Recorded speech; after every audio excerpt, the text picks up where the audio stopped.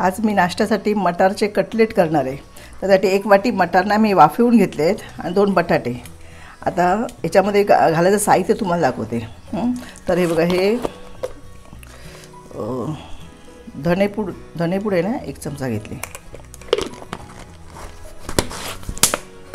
नंतर जिरेपूड, अख्खं जिरं तुम्हाला आवडत असेल घातलं तरी चालेल, पण मी जिऱ्याची पूड केली आहे, घरातच केली पूड ही मी। ही पूड ह्याने चांगलं जरा चविष्ट होतात म्हणून। नंतर हा आमचा मालवणी मसाला आहे ना, तो थोडासा घालणार, जास्त नाही, कारण मी याच्यामध्ये दुसरं मिरची, लसूण आणि आल्याची जसं जाडसर वाटून घेतले घालणार आहे। तर पाव चमचा मसाला। नंतर हे बघा, असा ठेचा तयार केला आहे, मिरची, लसूण आणि आलं। हां, तुम्हाला चव जास्त तिखट हवे तर घातलं तरी चालेल।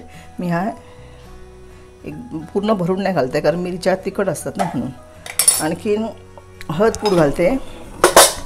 हे सगळं घातल्यानंतर स्मॅश करून घ्यायचं आहे। हे बघा, पाव चमचा हळद।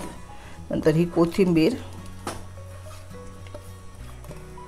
आता सध्या बाजारात मटार अजून नाही आलेले आहेत, अजून थंडी कुठे पडली आहे म्हणा, पण त्यामुळे आपल्याला हे करायला हरकत नाही। तर आता हे घातल्यानंतर ह्याच्यामध्ये मी नंतर हे पीठ घालणार आहे तांदळाचं। आधी हे बटाटे वगैरे मी चांगलं हे एकजीव करून घेते। मीठ घालायचं आता, हे असं करून घेते आणि मीठ घालते। हे बघा, चवीप्रमाणे मीठ घालायचं।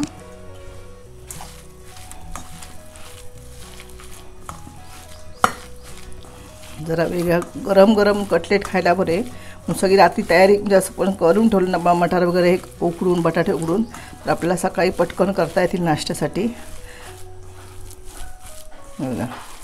झाले हे मी मटार ना असेच वाटीमध्ये ठेवलेले, धुवून स्वच्छ वाटीमध्ये भरून ठेवले होते भातावरती, आणि मग ते वाफवून घेतले फक्त। हे बघा,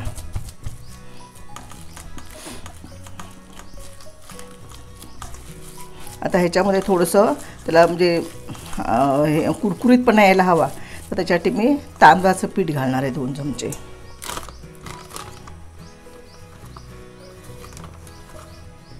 सुंदर वास येतो कुठं, ही आलं, लसूण आणि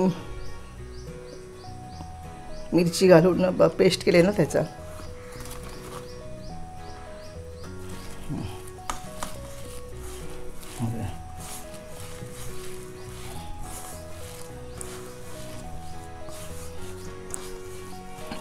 याच्यामध्ये गाजर किसून घातलं तरी सुद्धा छान लागेल, कारण आपण हे शॅलो फ्राय करणार आहे कटलेट। हे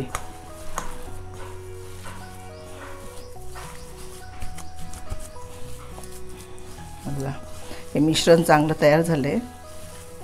आता मी जरा हात स्वच्छ धुवून घेऊन नंतर मग कटलेट करताना तुम्हाला दाखवते।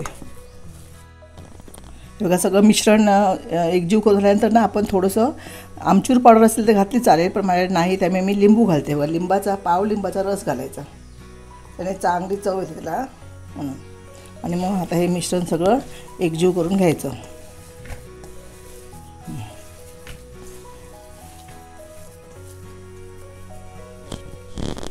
तुम्हाला हवे ते आकाराचे आपण हे असे सगळे एका आकाराचे आपण हे कटलेट बनवून घेऊया, नंतर फ्राय करूया।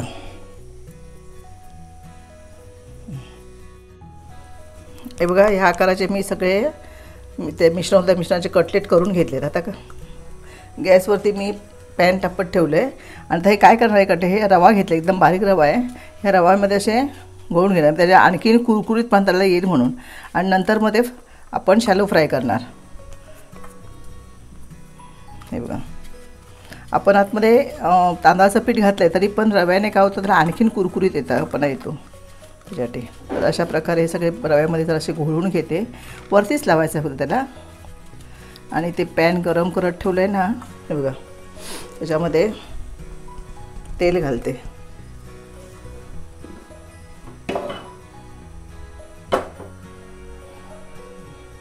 तेल तापलं की नंतर आपण त्याच्यामध्ये घालूया। बघा, 1 वाटी मटार आणि 2 बटाटे घातले त्याच्यामध्ये। बघा, हे 11 झालेत। जास्त तुम्हाला हवे असेल तर आपण त्याप्रमाणे जास्त किंवा बटाट्याचं प्रमाण वाढवायचं, मग असं करायचं।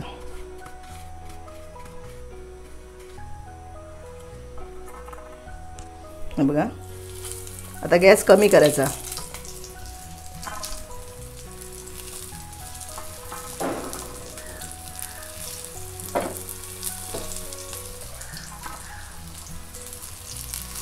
लांब लांब लावायचे, जवळ नाही लावायचं, चिकटतील म्हणून. हे बघा, तर अशा पद्धतीने मी हे मंद गॅसवरती एक बाजू 2 मिनटापर्यंत शेकून घेणार, नंतर मग परतणार. हे बघा 3 मिनटं झाली आहेत. आता आपण परतून घेऊया. हे बघा किती सुंदर खरपूस भाजलं आहे बघा. सावकाश परतून घ्यायची.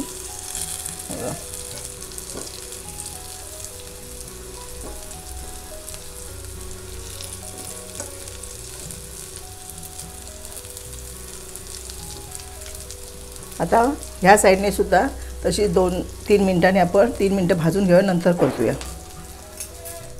हे बघा आता 2-3 मिनटं झाली आहेत.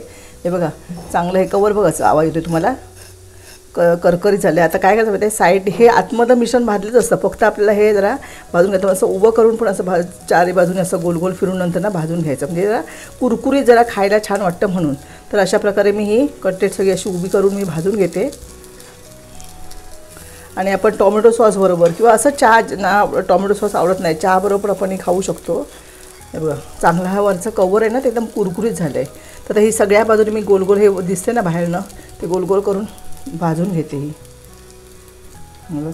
आपण मासे कसे फ्राय करतो त्या पद्धतीने असे फ्राय म्हणजे करायचं आहे हे. तर हे बघा अशा प्रकारे आपली ही कटलेट तयार झाली आहे. बाकीची ती सगळी मी भाजून घेते. ह्या पद्धतीने आपण ही परतून ही अशी भाजून घ्यायची, हे चांगली चविष्ट लागतील जरा. हे बघा दिसतंय कढईला इथे भाजलेलं आहे बघा, असं दिसतंय बघा छान. तर मंडळी अतिशय झटपट होणारे कुरकुरीत असे मटारचे कटलेट तयार झालेले आहेत. तुम्ही पण अशाच प्रकारे ते नक्की करून बघा. ते कसे झाले हे आम्हाला कमेंट करून नक्की सांगा. तसेच चॅनलवरील इतरही विविध व्हिडिओ आहेत तेही नक्की बघा.